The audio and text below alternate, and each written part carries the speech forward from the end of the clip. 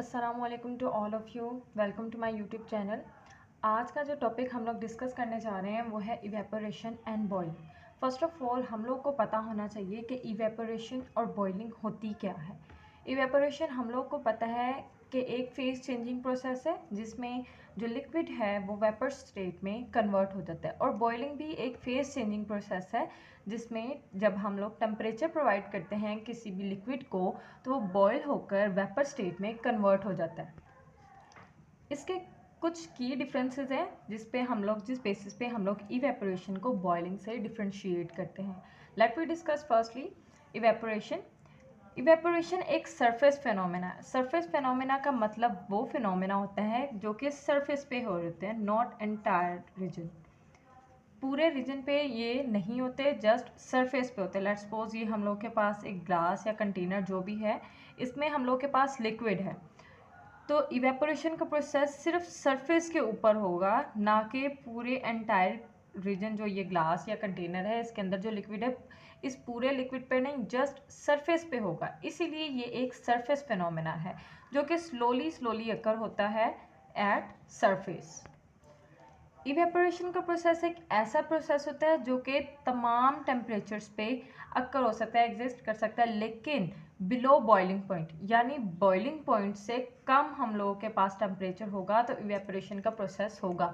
अगर तो boiling point reach कर जाता है तो वो प्रोसेस बॉइलिंग प्रोसेस में कन्वर्ट हो जाएगा, वो इवेपोरेशन नहीं रहेगा।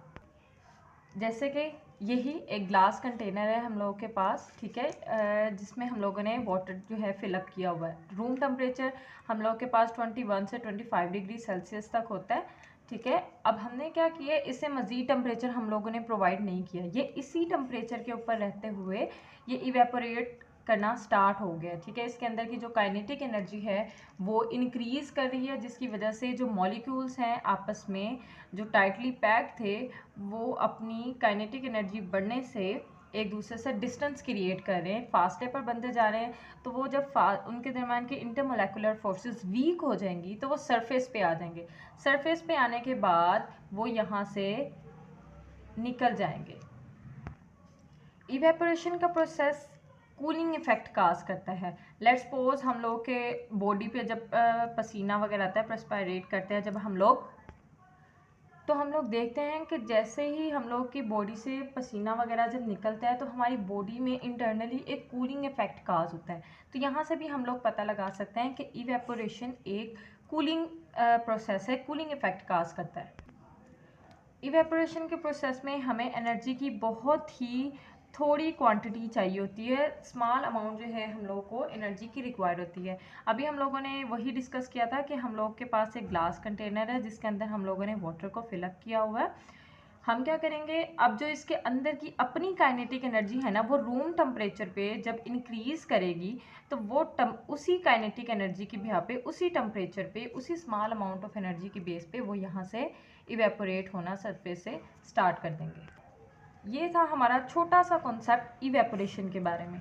अब हम डिस्कस करते हैं कि बॉइलिंग का प्रोसेस क्या हो रहा है। बॉइलिंग एक फेज चेंज प्रोसेस है, जैसे कि इवेपोरेशन भी एक फेज चेंज प्रोसेस है, लेकिन हमने क्या कहा था कि ये तमाम टेम्परेचर पे अक्कर हो सकता है। लेकिन जो बॉइलिंग है वो एक फेज चेंजिंग प्रोसेस है जिसमें हम लिक्विड को गैस फेज में कन्वर्ट करवा देते हैं, लेकिन एक स्पेसिफिक टेम्परेचर पे।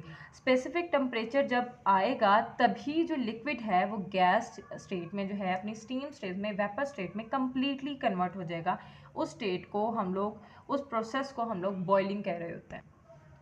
हम लोग के पास बॉइलिंग जो है वो कूलिंग इफेक्ट काज नहीं करता है। आप लोगों ने देखा होगा कि जब हम पानी को बॉईल कर रहे होते हैं, टेम्परेचर इसे प्रोवाइड कर रहे होते हैं, तो जब वो बॉईल होना स्टार्ट होता है तो वो हीटिंग जो है काज करता है, ना कि कूलिंग इफेक्ट काज करता है। आप जब हम लोग कोई चीज़ बॉईल कर रहे होते हैं तो आप लोग उसके ऊपर हैंड रख के अपना देख सकते हैं कि आप लोग को कूलिंग काज हो रही है कि आप लोग को हीटिंग काज हो रही है। बॉइलिंग के प्रोसेस के लिए हम लोग को एक्सटर्नल एनर्जी का सोर्स चाहिए। जैसे कि हम लोगों ने इवेपोरेशन में पढ़ा था कि ये ऑल टेम्परेचर पे अक्कर हो सकता है। रूम टेम्परेचर पे हम लोग एक खुली फ़िज़ा में जो है ग्लास पानी का या फिर कोई भी कंटेनर पानी का भर के रख देते हैं तो वो रूम टेम्परेचर पे इवेपोरेट होना स्टार्ट हो जाता है। लेकिन वो बॉयल तभी होगा जब हम लोग उसे एक सोर्स प्रोवाइड करेंगे, यानी कि हम लोग उसे टेम्परेचर देंगे, एक स्पेसिफिक टेम्परेचर पे जाकर ही वो बॉयल करना स्टार्ट करेगा। और ऐसा पॉइंट जब उसका जो बॉइलिंग वो है, यानी कि हीट जब हम उसे कर रहे हैं, जब उसका जो वेपर बनना स्टार्ट हो जाएंगे, ठीक है, जब उसका वेपर प्रेशर एक्सटर्नल प्रेशर के इक्वल हो जाएगा तो हम लोग के पास वो बॉइलिंग पॉइंट रीच कर जाएगा और इस तरह से वो सब्सटेंस बॉयल होना स्टार्ट कर देगा। जैसे कि हम लोग पानी को बॉईल कर रहे हैं, अभी हमने जस्ट उसे फ्लेम दी है, लेकिन जब उस फ्लेम को हम लोग 100 डिग्री सेल्सियस तक ले जाएंगे तो वो लिक्विड जो है अंदर पानी जो है वो बॉयल होना स्टार्ट हो जाएगा और वो गैसियस स्टेट में कन्वर्ट हो जाएगा। इसकी एक एग्जांपल को हम लोग देख लेते हैं। वैसे तो हम लोगों ने साथ साथ इसकी एक एग्जांपल के थ्रू हमने एक्सप्लेन किया, लेकिन हम फिर भी एक देखते हैं कि यहाँ पे हम लोग के पास एक कंटेनर है जिसके अंदर हमने कोई भी लिक्विड मटेरियल जो है वो रखा हुआ है। अब यहाँ पे रूम टेम्परेचर है, हम इसे फिल वक्त कोई टेम्परेचर प्रोवाइड करनी, और ये ओपन सरफेस है, ठीक है, हमने इसे कोई इसके ऊपर जो है कैप वगैरह इसे नहीं किया है, रूम टेम्परेचर पे ओपन सरफेस है इसकी, तो ये इवेपोरेट होना स्टार्ट हो जाएगा। क्या होगा, इसके अंदर की जो काइनेटिक एनर्जी है वो इंक्रीज़ करना स्टार्ट कर जाएगी रूम टेम्परेचर पे, ठीक है, जिसकी वजह से जो इसके पार्टिकल्स के दरमियान की फोर्स है, जिसे हम लोग इंटरमोलेकुलर फोर्सेस कहते हैं, वो डिक्रीज़ होना स्टार्ट हो जाएंगी। डिक्रीज़ होंगी तो जो मॉलिक्यूल्स आपस में टाइटली बॉन्ड बनाए हुए थे वो वीक होता जाएगा, उसका बॉन्ड, उनका बॉन्ड जो है वो वीक होता जाएगा, जिसकी वजह से वो यहाँ पे सरफेस पे आकर हमें नज़र आना स्टार्ट हो जाएंगे। अब आप देख सकते हैं कि जब हम एक ग्लास को पानी फिलअप उसके अंदर करके एक ओपन सरफेस में रखते हैं तो उसके ऊपर या साइड पे आप लोग देख सकते हैं कि बबल्स आना स्टार्ट हो जाते हैं। मेजरली तौर पे हमें उसके सरफेस पे वो बबल्स नज़र आती हैं। अब वो बबल्स क्या करेंगी, वो इवेपोरेट हो जाएंगी, यहाँ से उसके सरफेस से निकल जाएंगी। अब ये था हमारा इवेपोरेशन का प्रोसेस। लेकिन जब हम इसी लिक्विड को, इसी कंटेनर को उठा के किसी फ्लेम पे रख दें और इसे टेम्परेचर प्रोवाइड करें, इसे हीट प्रोवाइड करें, तो क्या होगा, एक टेम्परेचर ऐसा आएगा जिस पे ये जो वेपर्स है, ये जो बबल्स हैं, ये हम लोग को जस्ट सरफेस पे नहीं, हमें एंटायर रीजन में नज़र आने लग जाएंगे। इसके ये वॉल्स पे भी, इसके अंदर भी ये बबल्स जो हैं वो बनना स्टार्ट हो जाएंगे। यानी कि हम लोग यहाँ से ये भी पता लगा सकते हैं कि जो इवेपोरेशन का प्रोसेस था वो सरफेस फिनोमेना है, जबकि बॉइलिंग का प्रोसेस एंटायर रीजन पे इफेक्ट करता है। अब जब वो बबल्स बन जाएंगे तो वो बबल्स हमें ये बताते हैं कि काइनेटिक एनर्जी बहुत ही ज़्यादा इंक्रीज़ कर गई है, उसके दरमियान की पार्टिकल्स के दरमियान की इंटरमोलेकुलर फोर्सेस हद दर्जा तक डिक्रीज़ हो गई हैं, जिसकी वजह से वो एक्सट्रीम लेवल पे जाके इवेपोरेट होना, यानी गैस फेज में चेंज होना स्टार्ट कर देगा, जिसको हम लोग कह रहे होते हैं बॉइलिंग का प्रोसेस।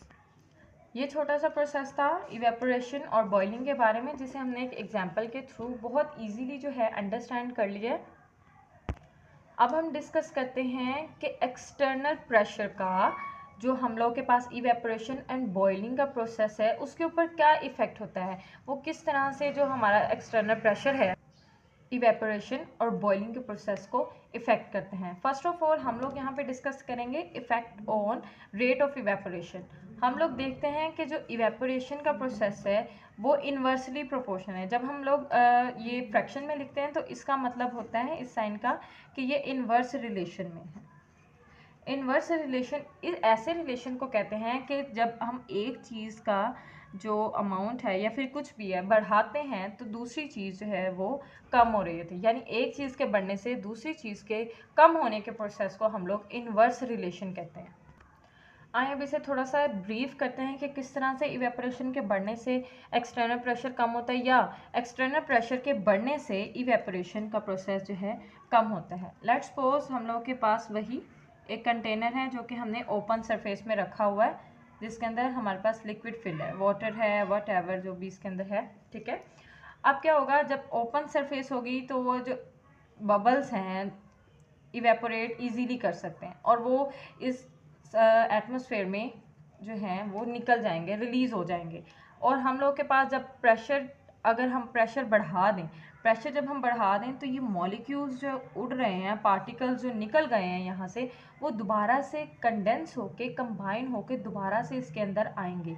यानी कि इवेपोरेशन का प्रोसेस जो है उसका उल्ट हो जाएगा, कंडेंसेशन का प्रोसेस वो बन जाएगा। यानी कि जब हम एक्सटर्नल प्रेशर को बढ़ा देंगे, बाहर वाले प्रेशर को बढ़ा देंगे, तो इवेपोरेशन का प्रोसेस कम हो जाएगा। अगर हम इसी कंटेनर को क्लोज कर दें, तो इवेपोरेशन का प्रोसेस तो हमें पता है ऑल टेम्परेचर पे एग्जिस्ट करेगा, एग्जिस्ट एज या अकर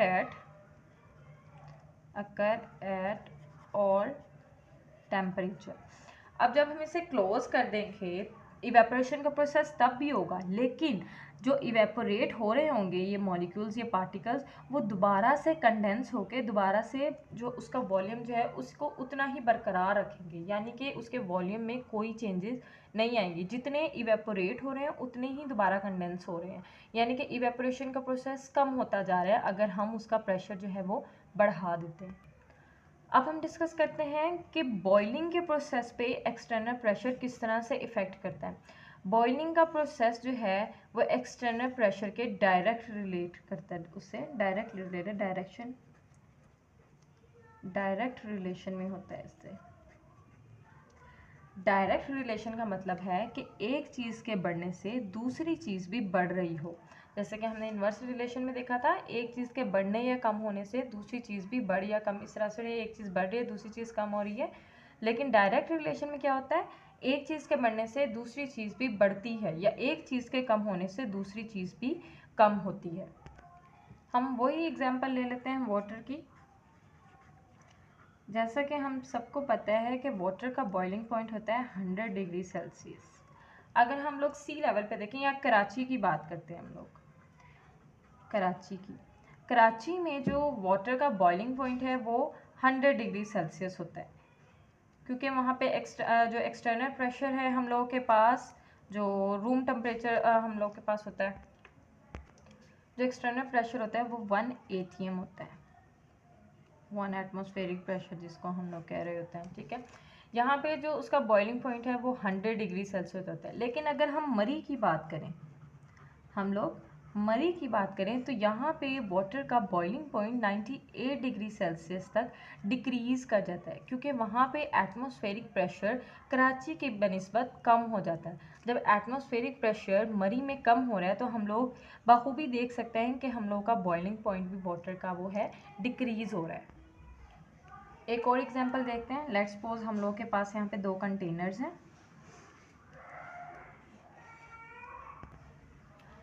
इस कंटेनर में हमारे पास मॉलिक्यूल जो हैं वाटर के इस तरह से एग्जिस्ट कर रहे हैं। ठीक है, यहाँ पे हम लोग के पास जो इसका प्रेशर है, लेट्स सपोज हम लोग दे रहे हैं 1 ATM। 1 ATM यहाँ पे इसका प्रेशर है। इसका बॉइलिंग पॉइंट जो है वो मान लेते हैं 100 डिग्री सेल्सियस है। लेकिन जब हम प्रेशर जो है 1 ATM से 2 ATM कर देते हैं, हम लोग यहाँ पे 2 एटमॉस्फेरिक प्रेशर कर देते हैं, तो हम लोग देखते हैं कि जो पार्टिकल्स हैं वो आपस में क्लोज हो गए हैं as compare to this one. ठीक है, इनकी क्लोजनेस को हम लोग देख के ये पता लगा सकते हैं कि इनके दरमियान की जो अट्रैक्शन है, इनके दरमियान की जो इंटरमोलेकुलर फोर्सेस हैं वो इंक्रीज़ कर गई हैं, जिसकी वजह से इनका बॉइलिंग पॉइंट जो है वो भी इंक्रीज़ कर गया। यहाँ से भी हम लोग पता लगा सकते हैं कि जब ATM प्रेशर जो है, एटमॉस्फेरिक प्रेशर जो है हम लोग के पास, एक्सटर्नल प्रेशर जिसे हम लोग कह रहे हैं वो 1 था, तो हम लोग के पास बॉइलिंग पॉइंट 1 था। जब हमने इसे 2 किया तो वो इसका डबल हो जाएगा, वो 200 डिग्री सेल्सियस पे चला जाएगा। तो हमने यहाँ पे देखा कि जब एक्सटर्नल प्रेशर बढ़ रहा है तो बॉइलिंग पॉइंट भी बढ़ रहा है, एक्सटर्नल प्रेशर कम हो रहा है तो बॉइलिंग पॉइंट भी कम हो रहा है। जैसे कि कराची में एटमॉस्फेरिक 1 था, हमारे पास टेम्परेचर जो था बॉइलिंग पॉइंट वो 100 डिग्री सेल्सियस था। जब हमने इसका एक्सटर्नल प्रेशर कम कर दिया तो हम लोग के पास बॉइलिंग पॉइंट भी वाटर का कम हो गया। इसी तरह जब हमने प्रेशर 1 ATM लिया था तो हमारे पास टेम्परेचर जो था बॉइलिंग पॉइंट उसका वो 100 डिग्री सेल्सियस था। जब हमने प्रेशर को इंक्रीज़ किया तो हमारे पास बॉइलिंग पॉइंट भी इंक्रीज़ कर दिया। तो ये हम लोग का टॉपिक था इवेपोरेशन और बॉइलिंग पे। ठीक है, जिसमें हम लोगों ने उसके बारे में डिफरेंस भी हम लोगों ने डिस्कस कर लिया कि किस तरह से एक दूसरे से डिफ्रेंशिएट करते हैं। फेज दोनों की बातें सेम ही है कि फेज चेंजिंग का प्रोसेस है, लिक्विड से सॉलिड जो है गैस फेज में ही जा रहे हैं, लेकिन किस तरह से ये आपस में डिफ्रेंशिएट करते हैं और हम लोगों का जो इवेपोरेशन और बॉइलिंग का प्रोसेस है, एक्सटर्नल प्रेशर उसके ऊपर किस तरह से इफेक्ट करता है। I hope you understand it well. अगर आप लोगों का कोई सवाल है इसके मुताबिक तो आप लोग कमेंट सेक्शन में पूछ सकते हैं और इंशाल्लाह मैं आप लोग को उसका आंसर भी करूँगी। नेक्स्ट वीडियो तक अल्लाह हाफिज़।